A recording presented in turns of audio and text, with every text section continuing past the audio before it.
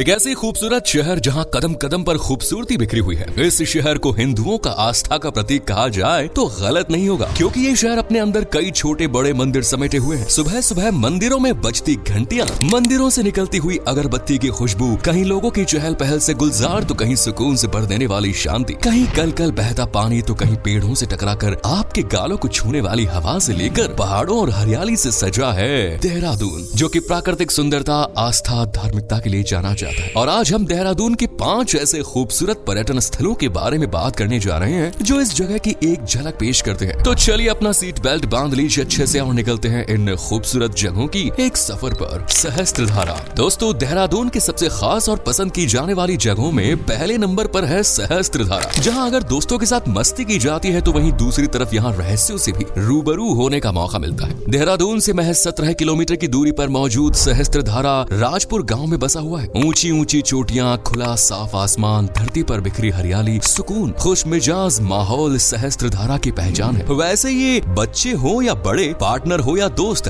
हर किसी के लिए एक परफेक्ट पिकनिक स्पॉट है। पहाड़ों में घने जंगलों के बीच स्थित सहस्त्रधारा में सैकड़ों धाराओं का समूह है। यही वजह है कि इसे सहस्त्रधारा का नाम दिया गया। सहस्त्रधारा की सबसे खास चीज जो अपनी तरफ हर किसी को आकर्षित करती है वो है यहाँ की संस्कृति की हाथों से तराशी गई छोटी छोटी गुफाएं, जिनके अंदर जाते ही ऐसा एहसास होगा कि आप अद्भुत चमत्कारी दुनिया में आ पहुंचे। वैसे तो ये गुफाएं काफी सालों से जस की तस हैं, लेकिन इनमें से एक खास और रहस्यमयी बात है और वो है इनकी छत से टपकता हुआ पानी। इसे आप भगवान की लीला भी कह सकते हैं, क्योंकि इन केव्स के बीच ही एक प्राकृतिक शिव मंदिर भी है। वैसे इतिहास के पन्नों को खोले तो पता चलता है कि ये वही गुफा है जिसमें गुरु द्रोणाचार्य ने बैठकर तपस्या, गर्मी से बेहाल द्रोणाचार्य को यहाँ भगवान शिव से आशीर्वाद मिला। इन गुफाओं में हमेशा पानी टपकता रहेगा और आज भी ये गुफाएं टपकते पानी से ठंडी रहती है। भगवान का आशीर्वाद ही है जो भी इस पानी में नहाता है उसे त्वचा संबंधित प्रॉब्लम से छुटकारा मिल जाता है। ये पानी गंधक युक्त होता है, इसीलिए कई लोग अपने स्किन डिसऑर्डर से ग्रस्त बच्चों को गंधक के पानी में खास नहलाने के लिए आते हैं। पहाड़ी से भी झमझम गिरते दूध से सफेद पानी को देखना और नहाने का भी अलग ही मजा है। थोड़ी दूर चलने पर आपको पहाड़ी से दूर गंधक कुंड भी दिखेगा, जो यहाँ का खास अट्रैक्शन है। वैसे अगर आपने रोपवे की सवारी नहीं की है तो यहाँ इसकी पूरी व्यवस्था उपलब्ध है। यहाँ लगभग 5000 फीट ऊंचाई पर बना रोपवे शुरू भी कर दिया गया और मौज मस्ती से लेकर खाने तक की सुविधा मौजूद है सहस्त्रधारा में। वीकेंड पर इस जगह पर थोड़ी भीड़ भाड़ देखने को मिलेगी, लेकिन काफी बड़ी जगह होने की वजह से आप यहाँ आसानी से एंजॉय कर सकते हैं। नेक्स्ट इज रॉबर्ट्स केव। सहस्त्रधारा से कुछ ही कदम दूर चलने पर आप पहुँच जाएंगे रॉबर्ट्स केव, जिसे गुच्छू पानी के नाम से जाना जाता है। ये गुफा उत्तराखंड में देहरादून के सेक्टर से करीब 8 किलोमीटर दूर बनी हुई है। इस गुफा की लंबाई लगभग 600 मीटर है। आज ये गुफा अपनी सुंदरता के लिए खास पहचान रखती है, लेकिन 1800 के दशक में ये लुटेरे के सर छुपाने के काम आती थी। इतिहास में झांके तो पता चलता है कि 1800 के दशक में जो लुटेरे थे वो ब्रिटिश भारतीय अधिकारियों से छिपने के लिए इस गुफा का इस्तेमाल करते थे। भूल भुलैया वाले डिजाइन में बने इस रॉबर्ट्स केव में ही लुटेरे लूटा हुआ माल भी सहेज कर रखते थे, इसलिए इस गुफा को लुटेरों की गुफा के नाम से भी जाना जाता है। इस गुफा के अंदर कई झरने भी हैं जहाँ से पानी बहता रहता है, लेकिन अंदर गुफा में एंट्री करने से पहले आपको चप्पल लेनी होती है, जो कि आपको गेट के बाहर 10 रुपए में मिल जाएगी। रॉबर्ट्स केव के अंदर जाते ही आपको एक नदी दिखाई देंगी जहाँ आप नंगे पांव घूम सकते हैं, फोटो वगैरह क्लिक कर सकते हैं। इस ठंडे ठंडे पानी में चलकर ही थोड़ी दूर पर आपको केव का एंट्रेंस भी दिखाई देगा। इसके अंदर आपको जितना मजा आएगा उतना ही आपको ये डरावना फील भी कराएगी। पहाड़ों के बीच से गुजरता हुआ पतला सा रास्ता, ऊपर से सूरज दादा की हल्की हल्की मेहरबानी और नीचे पैरों से टकराता हुआ ठंडा ठंडा पानी, बस क्या ही कहने। ऐसे में अगर कुछ गर्म गर्म खाने को मिल जाए तो मजा डबल हो जाता है। और यहाँ झरने के पास मैगी भी मिलती है, जिसका जायकेदार स्वाद आपके ट्रिप को पैसा वसूल बना सकता है। और भाई यहाँ चाय कॉफी का भी फुल इंतजाम है, लेकिन यहाँ खाना पीना थोड़ा महंगा मिलता है, इसीलिए आप गुफा से निकलकर बाहर स्टॉल से कुछ भी खा पी सकते हैं। चाहे फोटो लेना हो या फिर खूबसूरत नजारे का दीदार करना हो, पानी के साथ छेड़छाड़ी करनी हो या फिर जुबान को लजीज मैगी का स्वाद देना हो, हर काम में रॉबर्ट्स केव आपके लिए हाजिर है। इसीलिए यहाँ जाना बिल्कुल भी मिस मत कीजिएगा। नेक्स्ट इज टपकेश्वर महादेव मंदिर। दोस्तों, देहरादून के इस सफर में अगर भगवान के दर्शन नहीं किए तो ये ट्रिप आपकी कुछ अधूरी रह जाएगी।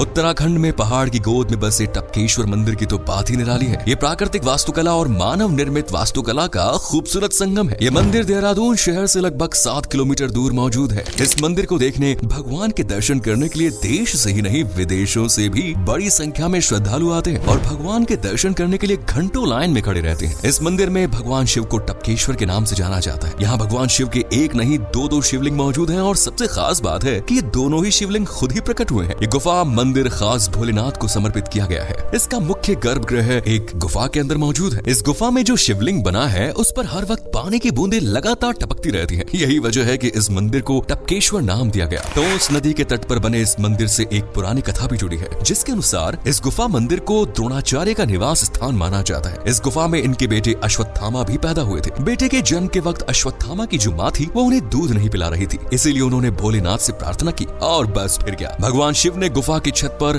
गौथन बना दिए, जिनसे शिवलिंग पर ही दूध की बूंदें टपकने लगी। लेकिन ये दूध की धारा कलयुग के समय यानी इस दौरान पानी में तब्दील हो चुकी है। दोस्तों, मंदिर के आसपास कई खूबसूरत पानी को छलकाते हुए कई झरने भी हैं, जहां हर साल, हर महीने और हर दिन श्रद्धालुओं की भीड़ लगी रहती है। अगर आप देहरादून ट्रिप पर जा रहे हैं तो सावन के महीने में जाएं, क्योंकि इस दौरान यहाँ एक खास मेले का आयोजन भी होता है और सबसे ज्यादा भीड़ भी इस मंदिर में आपको सावन के महीने में ही देखने को मिलेगी। ऐसा माना जाता है कि सावन के महीने में जल चढ़ाने से भक्तों की मनोकामनाएं पूरी हो जाती है, इसलिए देश विदेश से श्रद्धालु खींचे चले आते हैं और जल चढ़ाकर भोलेनाथ से अपनी अधूरी मुरादों को पूरा करा कर जाते हैं। ये मंदिर तप और भक्ति की गाथा सुनाता है और मंदिर में घुसते ही आपका धर्म, मन, बुद्धि सब जैसे शुद्ध और सुकून से भर जाती है। नेक्स्ट इज राजाजी राष्ट्रीय उद्यान। अब जरा भगवान के दर्शन करने के बाद कुछ जानवरों का दीदार हो जाए तो कैसा रहेगा भाई, लेकिन इसके लिए आपको जाना होगा राजाजी नेशनल पार्क में, जहां आपको विलुप्त हो रही प्रजातियों को भी देखने का मौका मिलता है। इस पार्क में करीब 50 से ज्यादा स्तनधारियों की प्रजातियां मौजूद हैं, जिनमें ज्यादातर विलुप्त एशियाई हाथियों की संख्या है। इनके अलावा बाघ, तेंदुआ, हिमालय काला भालू, सुस्त भालू, मार्टिन, सियार, लकड़बग्गा दिखाई देंगे, लेकिन यहाँ सबसे ज्यादा जिनका राजपाट है वो है एशियाई हाथी।